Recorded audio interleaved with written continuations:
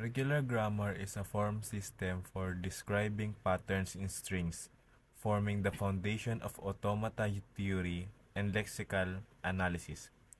It comes in two types: right linear grammar, where non-terminals appear at the right, and number two, left linear grammar, where non-terminals appear at the left.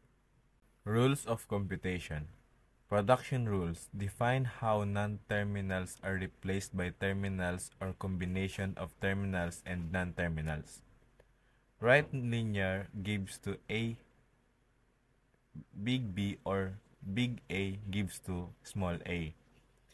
Left linear big A gives to big B small a, or big A gives to small a. Start symbol.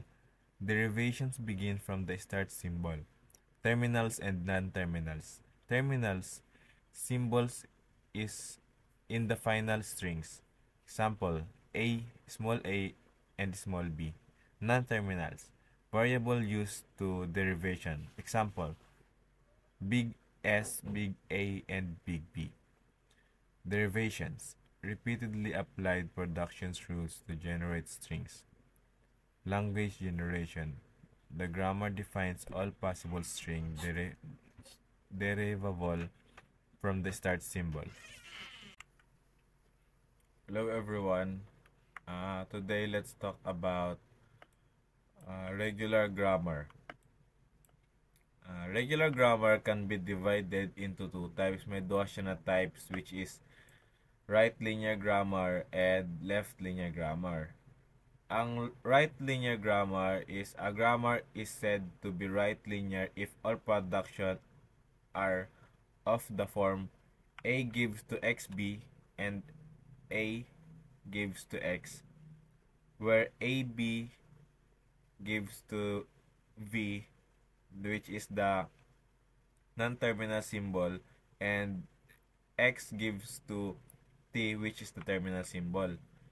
And the left linear grammar naman is a grammar said to be left linear if all productions are of the form na sabi na ang A gives to B X and A gives to X, where A B gives to V, which is the non-terminal symbol, and X is gives to T, which is the terminal symbols. Pag masasabi mo na left linear grammar siya if ang non-terminal symbols is nasa left side siya sa nagalise siya sa left side sa terminal symbols, kaya masasabi mo siya na left linear grammar. Masasabi mo naman siya na right linear grammar if ang non-terminal symbols niya nagalay sa right side sa terminal symbols, which is an X. Matagat sa isa na example. S, which is the start symbol, gives to A, B, S, B. AB is the terminal symbol and S is the non-terminal symbol. Pag ang S na non-terminal symbol nagalay siya sa right side sa terminal symbol, which is ang AB, damo siya masasabi na right linear grammar. Okay. Example number 2. Example number 2.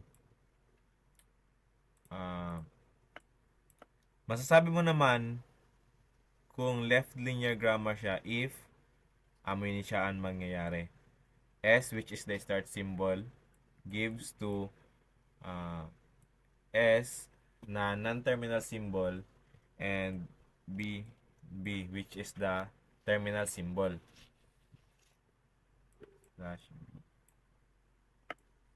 Masasabi mo naman siya na left linear grammar siya if an S na non-terminal symbol nagalay siya sa left side sa terminal symbol, which is the BB. Amo mo siya matatawag na left linear grammar.